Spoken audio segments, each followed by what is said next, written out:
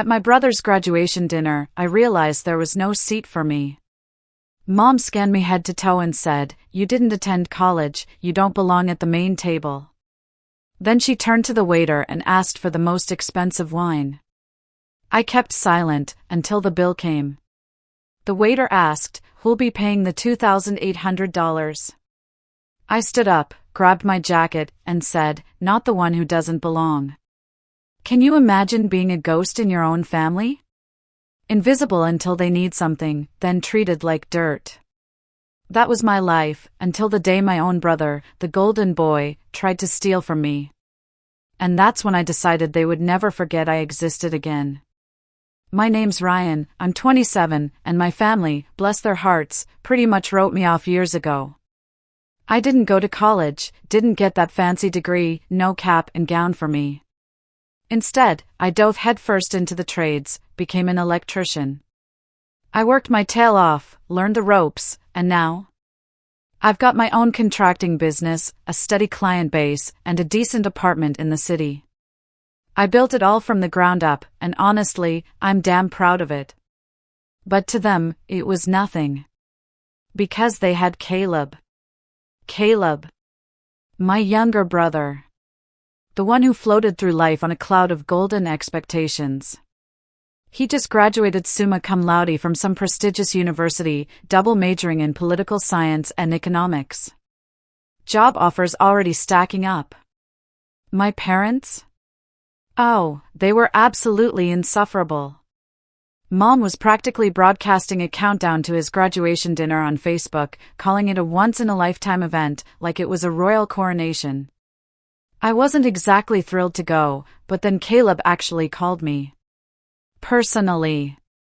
"Come on, man," he said, and he actually sounded sincere, which was rare for him. "It would mean a lot if you were there." So, I took the night off, put on a clean shirt, and drove 45 minutes to the super fancy Italian restaurant Mom had picked. The kind of place where the bread has its own plate and the air just smells expensive. I walked in a few minutes early, scanning the room, and there they were. Mom, Dad, Caleb, my aunts, uncles, grandparents, Caleb's girlfriend, all gathered at this long table, laughing, sipping wine. The waiter was pouring glasses as I approached. And then it hit me. There were no empty seats. Not one. I just stood there like a fool, trying to figure it out. Mom looked up, blinked like I was some unexpected customer interrupting her meal, and then her eyes slowly scanned me up and down. Her smile was tight, didn't reach her eyes at all. "Oh, Ryan, you made it." I nodded slowly, still standing. "Yeah, Caleb invited me." She gave a little dismissive laugh, a wave of her hand. "Well, we didn't expect you to actually come. There's no room at the main table, but I'm sure the waiter can seat you somewhere, maybe by the bar." Then she turned back to her dinner, adding, her voice absolutely dripping in condescension, "You didn't go to college, so you don't belong at the main table anyway." It hit me like a slap. Blunt. Embarrassing. Loud in a room that had suddenly gone totally silent. I glanced at Caleb. He looked incredibly uncomfortable, but he didn't say a word. He wouldn't even meet my eyes. The waiter, this kind older man, looked between us, clearly mortified. Heat rose in my face. I wanted to just turn around and walk out, but some quiet stubbornness, this little spark of defiance, kept me rooted. "It's fine," I managed to say, my voice tight. "Whatever works." The waiter guided me to this tiny two-person table near the back, practically pressed against a decorative wine rack. I sat there alone while my family toasted Caleb with champagne and passed around appetizers I wasn't offered. Every now and then, someone would glance my way, then quickly look back like I was a ghost at my own family celebration. When the waiter came back, he looked genuinely apologetic. "Would you like to order, sir?" I shook my head. "I'll wait." And I did. I sat there through course after course. They laughed loudly at stories I wasn't a part of, clinked glasses, and posed for pictures. Caleb always in the middle, Mom and Dad beaming beside him. At one point, I heard Mom tell the waiter, "We'll take the 2014 Amir, the reserve bottle," like just saying the name made her royalty. Hours crawled by. Not once did anyone invite me over, ask how I was doing, or even pretend to include me. The longer I sat, the heavier everything felt. The years of being second best, the quiet jabs, the dismissive comments at holidays, the way my parents always introduced Caleb with his full list of achievements, and me as just our oldest. This dinner was just another chapter in a long, painful book. When dessert came around, some elaborate chocolate thing with gold flakes, Caleb glanced my way. For a split second, his expression shifted, like maybe he felt a little bad. But then Mom leaned in, whispered something in his ear, and he just laughed. That was it. That was the moment. I didn't explode. I didn't cause a scene. I just decided to watch. To wait. The bill came not long after. The waiter, clearly still uncomfortable, walked back over with a sleek black folder and a tight smile. "Will this all be on one check?" My family paused. They all looked at Dad, who looked at Mom. She reached for her purse like she'd rehearsed it, but then she turned to me. "Ryan," she said smoothly. "You brought your card, didn't you?" I blinked. "Excuse me?" "Well, we thought you'd want to cover it," she continued, her voice sickly sweet, like she was offering me a great honor. "You know, as a gesture, since you've been doing well with your little business and all, it's only fair that you contribute something to your brother's big night." The sheer audacity was stunning. She hadn't even given me a chair at the table, and now she expected me to pay for the whole damn thing? The waiter quietly cleared his throat. "Total comes to $2,800, he said, not including tip.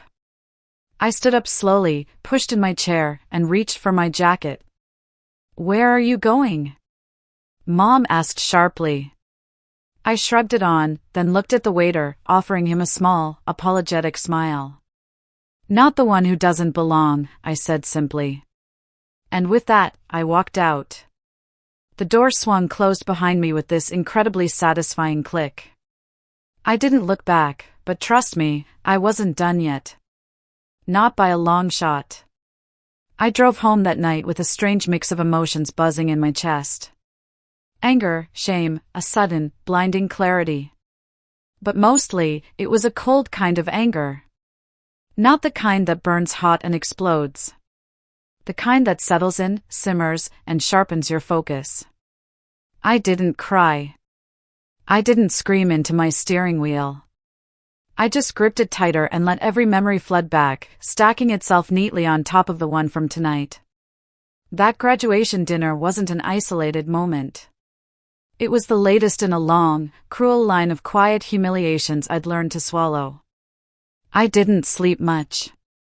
I stared at the ceiling of my apartment, just replaying Mom's face.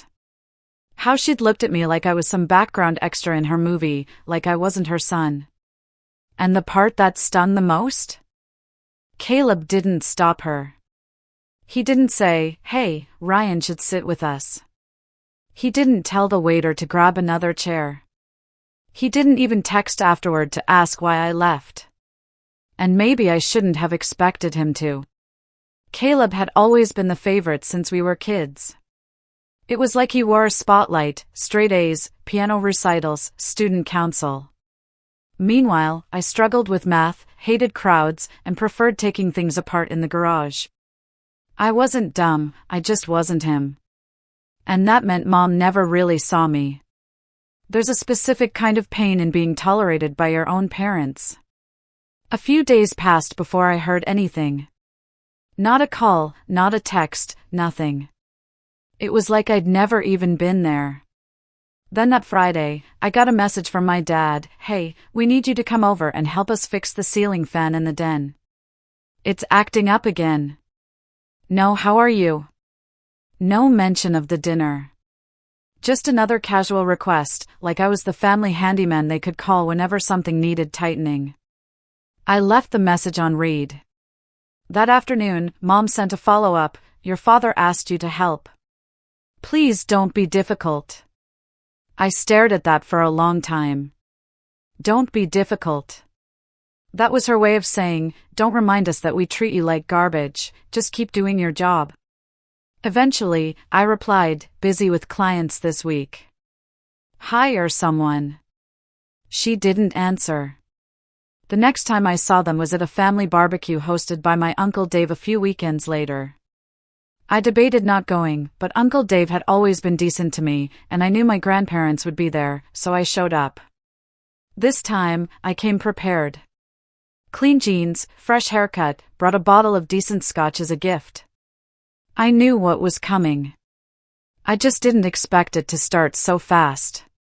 Look who actually decided to join us.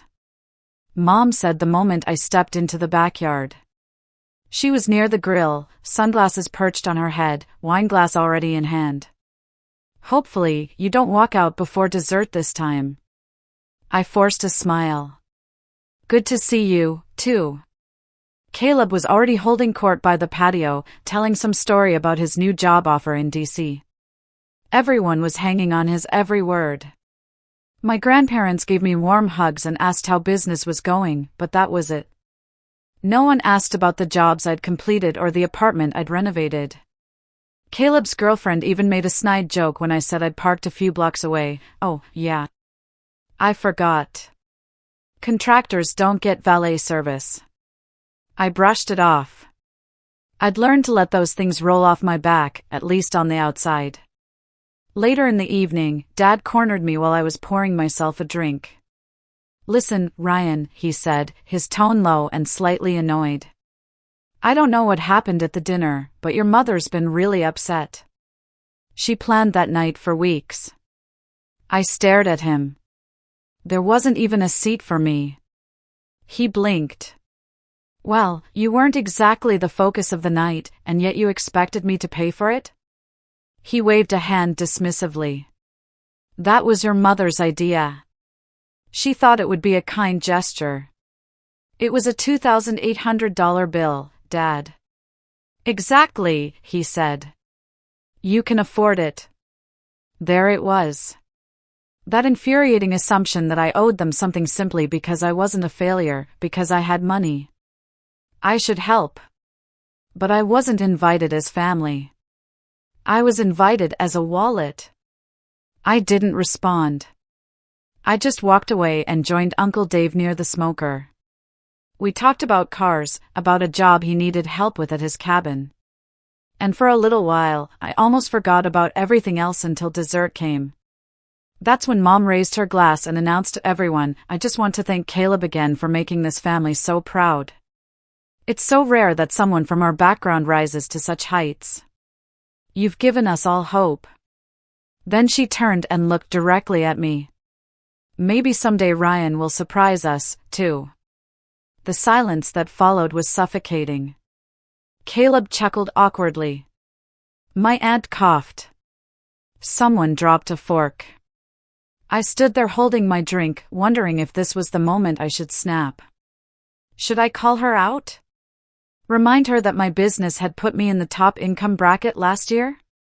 That I'd bought and flipped 3 homes while she still made monthly payments on their car? Instead, I set the glass down and walked away again. But this time, I wasn't leaving to lick my wounds. I was done pretending. I started thinking. Planning. Because the truth is, I had something they didn't know, something I hadn't shared. And that something, it was about to change everything.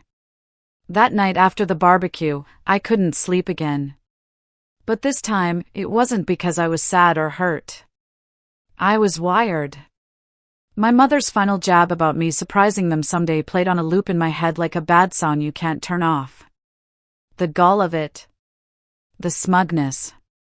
I wasn't just being dismissed anymore, I was being mocked in front of people who once changed my diapers. But while I was trying to shake it off, something strange happened. Around midnight, my phone buzzed with an email alert from my accountant, subject line, urgent withdrawal request flagged. I opened it, confused. The message said that a large withdrawal attempt had been flagged from one of my business accounts, an account strictly for materials and payroll. The amount, $8,750. My heart stopped. I called the bank's 24-hour fraud line immediately. The woman on the other end was calm and efficient. She confirmed that yes, someone had attempted to initiate a wire transfer using my company credentials. Thankfully, the fraud filter held it up because the IP address was unfamiliar and the beneficiary details didn't match any existing vendors. I logged into my account. There, in my access logs, was an IP address I didn't recognize. But the recovery email used to verify the transaction attempt, that was mine, or it used to be. Except now my recovery email had a secondary backup I hadn't added. My stomach dropped. I spent the rest of the night unraveling it. It turned out someone had managed to access my business email, the one I used for billing and client contracts, and tried to reroute funds by posing as me. They'd even drafted a fake invoice from a made-up supplier. It was sloppy, reckless, and it only made sense once I started thinking about who had access to my personal laptop, one I used for work stuff years ago, the one I gave to my parents as a loaner back when they were dealing with their busted desktop. I never got it back. My fingers were ice as I texted Caleb the next morning. Hey, quick question. Have you been using the old laptop I gave Mom and Dad? He responded in less than a minute. Yeah, needed it for something. What? No guilt. No hesitation. I didn't even have to ask. It all clicked. Caleb, the golden boy, the family prodigy, had accessed my personal files, somehow gotten into my business records, and tried to steal from me. And if the fraud filter hadn't caught it, he would have gotten away with it. And no one would have believed me if I accused him. Not after the way my family pedestalized him. I didn't respond right away. I needed to process it. I needed proof. And I got it fast. I had my tech guy, Colin, a buddy I'd worked with on security installs, help me retrieve the access logs, including timestamps, IP matching, and even the attempt to change my backup recovery email. It all pointed back to one thing, a login attempt from my parents' home Wi-Fi network from the laptop I had once generously given them. But that wasn't the worst part. Later that afternoon, I got a call from my mom. Hey, sweetheart, she started, like nothing had happened. I know things have been tense lately, but Caleb told me you reached out to him. Something about the laptop. I kept my voice even. Yeah, someone used it to try to access my business account. There was a pause. Then she laughed. Laughed. Oh, come on. Don't be dramatic. Caleb wouldn't do something like that. I have logs, Mom. Another pause. This time longer. Well, her voice dropped like she was trying to pivot the conversation. You did leave a lot of your old stuff on there. Maybe you should have wiped it first. I blinked. Are you blaming me for this? She sighed, and her tone shifted into that clipped, scolding edge she always used when I dared talk back as a teenager. Look, Ryan, I don't know what you're fishing for, but this is not the kind of thing we air out to the rest of the family. You always have to create drama. Your brother just graduated. He's under a lot of pressure, and now you're accusing him of stealing? I'm not accusing. I'm telling you what happened. Then maybe you should take it up with your bank, not your brother. She hung up, just like that. I stood there, phone still in hand, not even surprised anymore. That call wasn't about truth. It was about containment, damage control. Not because she believed Caleb was innocent, but because deep down, I think she knew he did it, and she didn't care. Or worse, she thought he was entitled to it. That's when I knew this wasn't just favoritism anymore. This was betrayal, not just from Caleb, but from my entire family. They didn't see me as their son or sibling. I was a resource, a backup plan, an ATM with a heartbeat, the one they could quietly disrespect because they believed I'd never walk away. But I wasn't going to yell. I wasn't going to argue. I wasn't even going to confront Caleb directly. I was going to do what they'd never expect from the lesser son. I was going to outsmart them. Because while they'd been playing favorites, I'd been building something. And now I was going to use it. After that call with my mother, everything felt different. There wasn't a sudden explosion, no dramatic falling out, just this awful silence. The kind that creeps in when something important has died and nobody wants to admit it. I wasn't angry anymore, not in the yelling, storming off sense. I was just numb. That cold, hollow numbness that sinks into your bones when you finally understand you're not part of the family you thought you were. I went to work like usual the next day, but I moved on autopilot. I installed light fixtures in a new condo, took measurements for a kitchen remodel, answered emails, but I wasn't really there. Every time my phone buzzed, I'd tense, thinking maybe someone in the family had come to their senses, that Caleb would call and apologize, that my mom would admit she was wrong, that maybe, just maybe, someone would choose me for once. They didn't. Not that day, not that week, not even when I sent a short message to the family group chat. I have evidence that someone used my business email and account to attempt a wire transfer. It was blocked. This is serious. Whoever did it needs to come forward before I take legal steps. No one replied. Not even a question. They read it. I saw the read receipts, and they just went on with their lives. I didn't know what hurt more, the betrayal itself, or the fact that it didn't seem to matter to any of them, that they could ignore something so serious, so deliberate, and pretend it hadn't happened. All because it was easier to keep Caleb on his pedestal and me in the shadows. The following weekend, I visited my parents' house, not to fight, not to confront. I told them I needed to pick up some tools I'd left in the garage years ago. I didn't bother ringing the bell, I had a key. The house smelled like furniture polish and lemon air freshener. Familiar, almost comforting. I walked past the living room where a giant canvas of Caleb in his graduation gown now hung above the fireplace. My mother had framed it in gold. In the garage, I found the old laptop on a shelf, half covered in dust. I slipped it into my backpack and left without saying a word. Back at home, I spent hours going through the files. I pulled the hard drive, cloned it, and gave it to Colin. Find everything, I told him. Even deleted files. He didn't ask questions. He just nodded. While he worked, I started cleaning out my apartment. Not because I was moving, not yet, but because I needed clarity. I boxed up the family photos, birthday cards from years past, that old wood carving Caleb made me in 7th grade that I kept on my shelf for reasons I no longer understood. I packed it all away, every reminder of a version of my family that never really existed. A few days later, I went to visit my grandparents. They lived about 30 minutes outside the city in a small cottage surrounded by apple trees. My grandfather had taught me how to rewire a fuse box when I was 12. He was one of the few people in my family who had ever treated me like I mattered.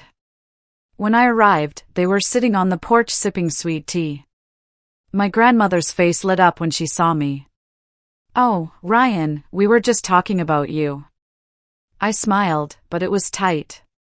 "Yeah, what about?" She patted the seat beside her. "Your mom's worried, sweetie. She says you've been distant and that you've been saying some things about Caleb." I sat down slowly. "Did she mention what Caleb did?"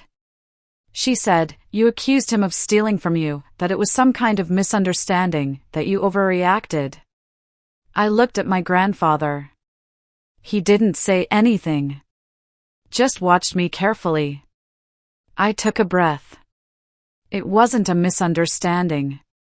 He tried to move money out of my business account using my credentials. I have proof. And Mom told me to take it up with the bank. My grandmother's smile faded. "Oh." Grandpa spoke for the first time.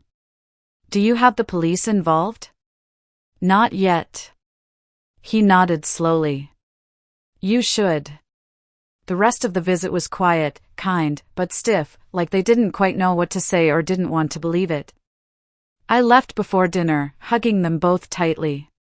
That drive home was when I realized I'd hit bottom.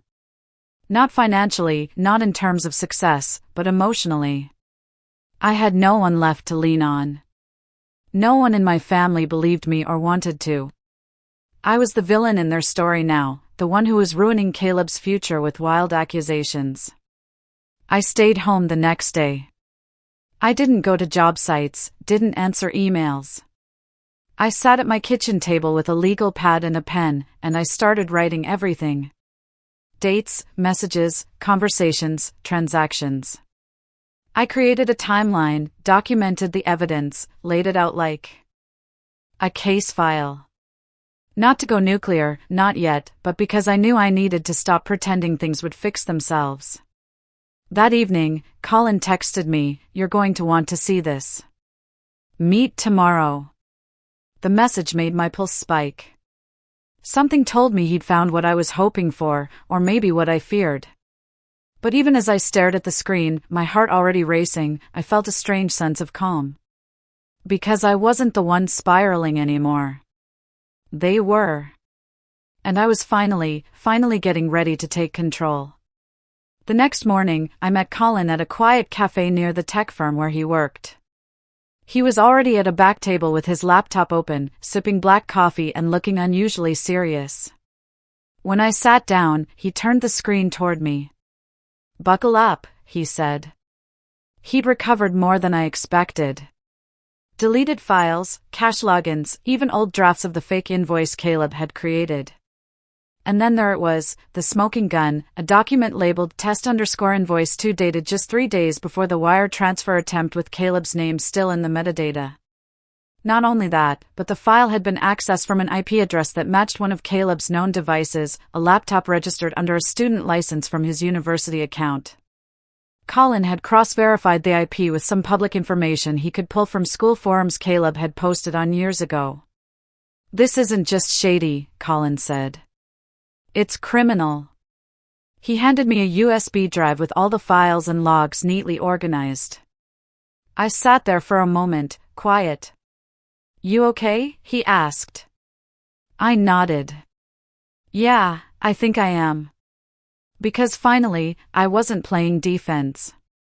I wasn't sitting in a corner hoping my family would see me, hoping they'd listen, hoping someone would do the right thing. I had the truth, and I had it in a form they couldn't dismiss. Still, I didn't go to the police. Not yet. Instead, I went back to work with purpose. That week, I landed a huge contract for a series of luxury townhouses outside the city. It was the kind of job that came with media coverage and a fat payday. I'd built enough credibility over the years that I didn't have to pitch hard. They knew my name. My work spoke for itself. I upgraded my website, hired 2 full-time assistants, bought new equipment, rented a small office space downtown with a glass door and my logo in sleek lettering, Ryan Archer Contracting, clean, reliable, trusted. It felt surreal, like I was finally stepping into the version of myself I'd been working toward for years, but without the weight of trying to prove it to anyone who didn't want to see it. And then something unexpected happened. I got a call from a local magazine that covered small business owners and entrepreneurs. One of the editors had heard about my townhouse project and wanted to do a feature, a local success story spotlight. They came to the job site, took pictures, interviewed me. I told them about my start, my apprenticeship, the slow grind of building a business from scratch. They asked about family. I smiled and said, "Let's just say I come from a place where I learned the hard way that success doesn't always mean support." The article came out the following month. It wasn't viral, but it got attention. Clients started referencing it when they reached out.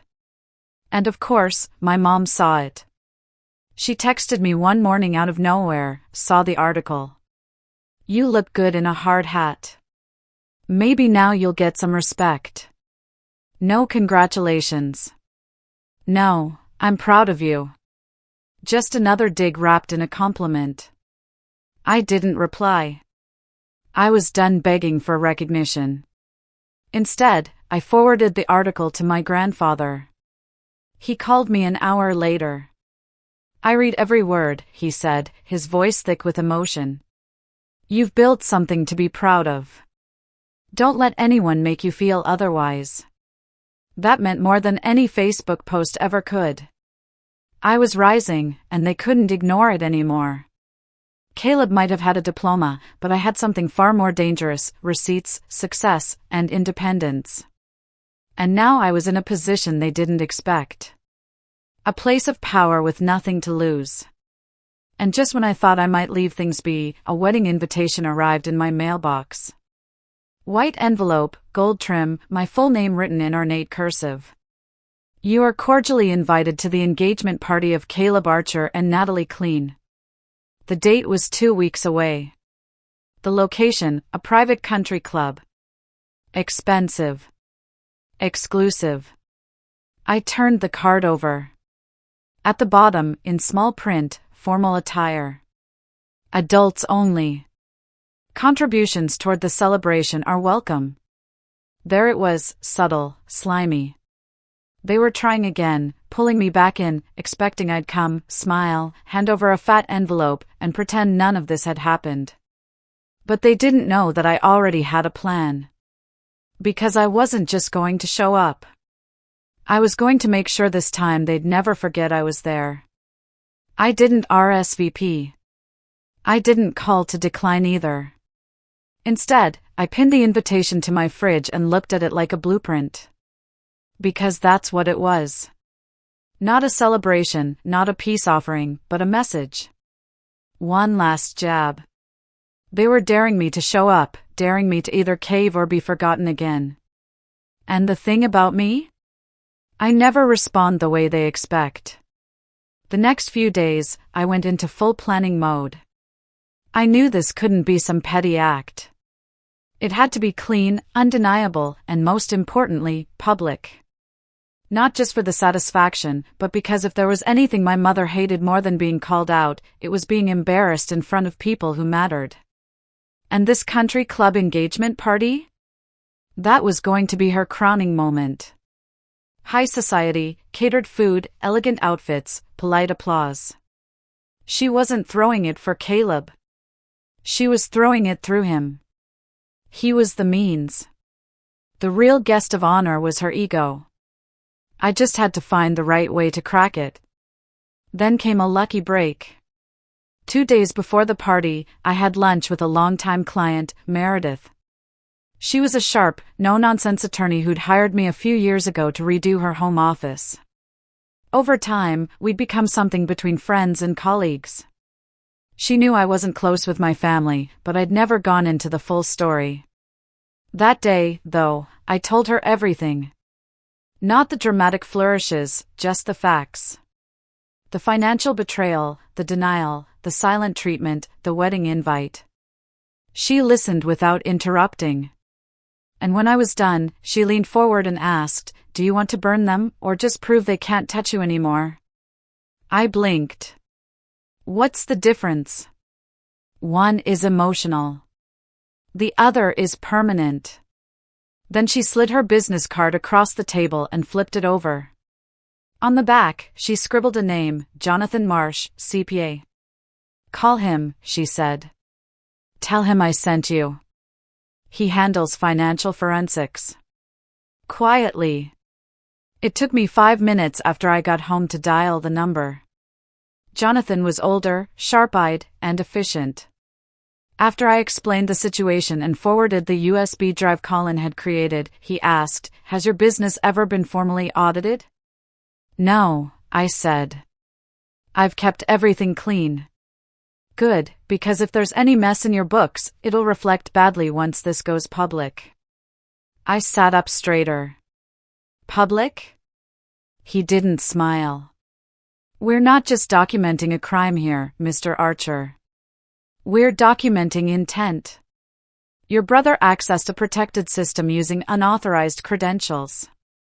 That's corporate fraud, attempted embezzlement, and identity theft." He paused. "Depending on how far he went, possibly federal." My jaw tightened. "I don't want him in jail." "Then don't press charges," he said. "But build the case anyway. That way, you decide how far it goes." For the next week, I worked double time, business during the day, strategy at night. With Jonathan's help, I compiled everything into a single, clean, undeniable report. Timestamps, access logs, metadata, bank statement flags, a detailed timeline, all packaged in a professional binder with a cover page titled Unauthorized Access and Financial Misconduct, Internal Summary, Ryan Archer Contracting LLC. The plan wasn't to shout. It was to drop the truth like a weight. Quietly. Calmly. Where it couldn't be ignored. 2 days before the party, I got another message from my mother, "Still haven't heard if you're coming. We're finalizing the seating chart. Let me know." I didn't reply. Instead, I sent the report. Express mail. Signature required. Addressed directly to her home in a sleek white envelope. No note, no threats, just the facts. And then I called the country club. I didn't need to know their menu or decor. I needed something else, the guest list. It wasn't easy. They don't just give that kind of thing out. But I called as a vendor, pretending to be confirming details on behalf of Mr. Archer. After a few polite questions, I got what I needed. The event planner's name, the head of catering, and the name of the event photographer. That last one mattered. Because in my pocket, I had a copy of the magazine article, the one that painted me as a respected local entrepreneur. And in the back of that article was a note, photography by Cara Bishop. Same photographer. Same woman who'd done my article. I called her that afternoon. "Ryan Archer," she said brightly. "That feature of you got more clicks than anything I've done all year. You look like a guy who knew what he was doing." "I tried," I said with a small laugh. "Listen, I hear you're shooting my brother's engagement party this weekend." She paused. "Oh, didn't know he had a brother." "Yeah, happens a lot." Then I explained my situation. Not the dirty parts. Just enough to say, "Would you mind if I had a quick chat with you during the event? Just 5 minutes. No drama. I promise." She agreed. And that's when the final piece fell into place. The story didn't need me to scream or flip tables. All I had to do was show up, let them pretend I was invisible, and then make sure everyone watched what happened next. The day of the engagement party arrived, bright and cloudless. The kind of day my mother would call perfect for photos. I'd never been to this country club before. The kind with valet parking, polished stone fountains, and manicured hedges trimmed within an inch of their life. But I didn't show up in a designer tuxedo or anything flashy. I wore exactly what I'd worn in the article's photo shoot: dark jeans, a pressed white shirt, a tailored navy jacket. Clean. Sharp. Unpretentious. I wasn't there to impress. I was there to make a point. The valet opened my door like I was royalty. I gave him a nod and stepped inside. And immediately I saw it, the illusion. Crystal glasses clinking, strings of fairy lights twinkling in the afternoon sun. Guests milling around in pastel dresses and polished shoes. My family's friends. My mother's circle. Caleb's new world. And I was the ghost again, the stranger walking through a painting he didn't belong in. But not this time. I spotted Cara, the photographer, near the back patio adjusting her lens. When she saw me, her eyes lit up in recognition, and she gave me a quick nod. Then, without a word, she angled her lens and snapped a few photos of me walking through the event. That would come in handy later. I headed straight for the drinks table and poured myself a glass of sparkling water. I knew the moment they saw me. You could feel it. Heads turning. Whispers. Then, like a curtain parting, my mother approached. Her smile was tight, frozen in place. "Ryan," she said, her voice soft but sharp. "Didn't expect you to come after all." I sipped my water. Why wouldn't I come? Family event, right? She glanced around, clearly uncomfortable that we were already drawing attention. Well, we just weren't sure you got the message. We finalized the seating. I don't need a seat, I said calmly. I won't be staying that long. Her jaw tightened. But before she could reply, Caleb appeared. He looked good, I'll give him that, expensive suit, clean shave, confident smile. The golden boy. The groom-to-be. Hey, he said, almost breezy. Didn't think you'd make it, man. Yeah, I replied. A lot of that going around. He chuckled awkwardly. Listen, I know things got weird. Mom told me you were upset about the money stuff. It's a misunderstanding. It's over now, right? I looked him dead in the eye. You don't have to lie, Caleb. I know what you did. He blinked. What are you talking about? I didn't answer. I just pulled the envelope from inside my jacket. Not the full binder, just the summary page with the key evidence, the timestamps, the IP logs, his name in the document metadata, the damning invoice. And on top, a simple cover sheet with the title, Attempted Financial Fraud, Internal Summary. I handed it to him slowly. He looked down at it, scanned the top page, and his face paled. Mom snatched it from his hand, skimmed it, and immediately turned to me. What is this supposed to be? Some stunt? No, I said quietly. It's evidence. I've already filed a preliminary report with my legal counsel. If I wanted, I could take this to the police today. You want to talk about stunts? That wire transfer attempt could have sunk my business. Do you even understand what that would have done to me? People were looking now. Guests paused, glancing toward us from the buffet, the terrace, the open bar. And just as Mom reached for her default response, the smile, the fake laugh, he's just being dramatic, she saw Kara. Camera raised. Watching. Filming. Kara had taken a position just a few feet away. Not intruding, not interfering, just capturing the moment. And that's when it all started to fall apart. Put that away. Mom hissed at her. Kara didn't move. I hired her, I said evenly. She's working, and I wanted her to document everything. Not just her decorations and Caleb's tie, but the real story. The one no one in this family talks about. Caleb looked like he wanted to disappear. Ryan, please. Can we talk privately? Funny, I said. Private's how this all started. I think public is better. A hush had settled over the crowd now. Someone even turned down the music. I could feel the tension coil tight like a spring, ready to snap. But I didn't yell. I didn't accuse. I just turned toward the guests, their friends, their donors, their social club elite, and raised my voice just enough to carry. Sorry to interrupt. I won't keep you, but I thought you should all know the bride and groom have asked for financial contributions toward their celebration. And while I was apparently invited for that reason, I'd suggest caution. The last time they accessed my financial records, they didn't ask for permission. Gasps. A few murmured, "What?" from people nearby. I let it hang for a second. Then I turned back to my mother.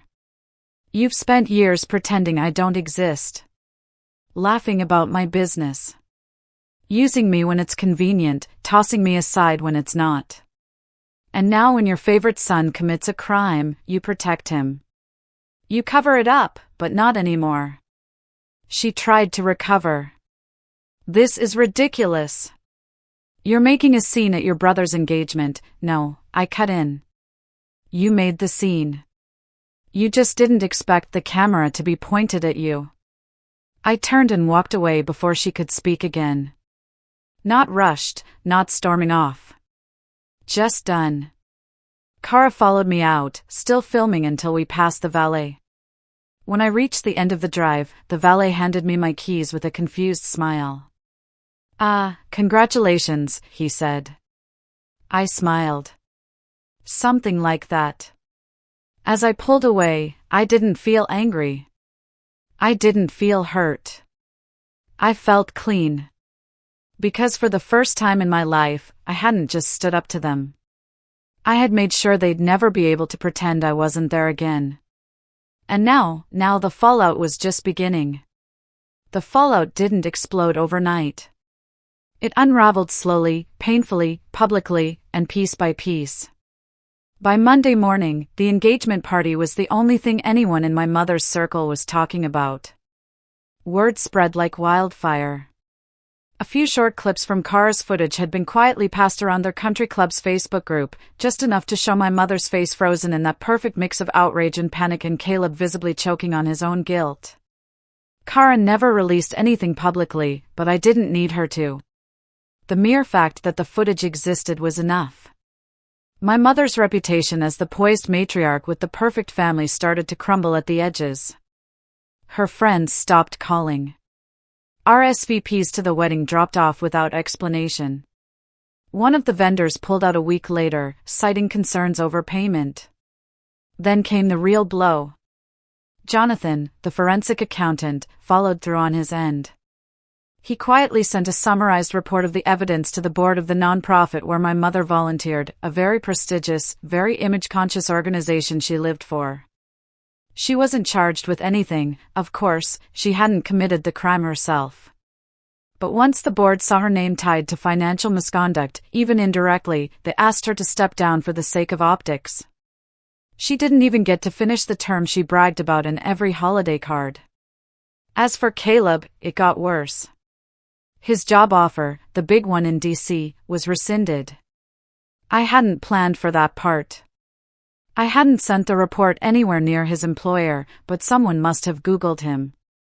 Companies vet their hires more than ever now, especially when the word fraud starts floating around in family gossip circles.